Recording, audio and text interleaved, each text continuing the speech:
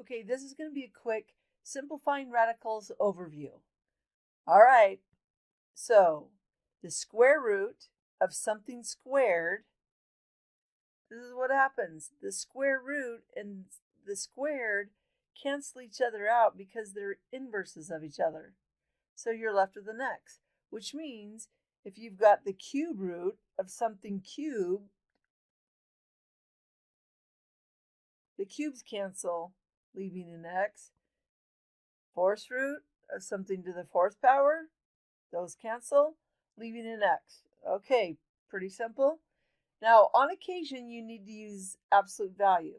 So if we're talking about any kind of applied problem dealing with distance, or there are other situations, uh, anytime that we can't be looking at a negative value, you might be asked to use the absolute value. So this is what that means. So if you've got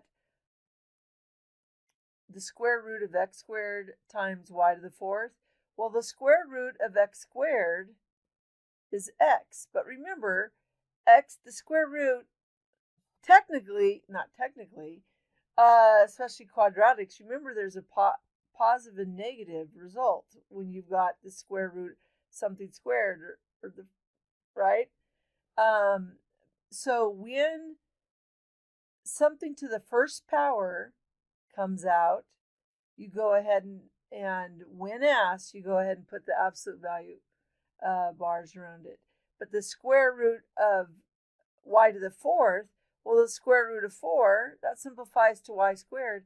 It doesn't matter if y is negative or positive because anything squared will end up being positive. So this is just when it's an odd exponent.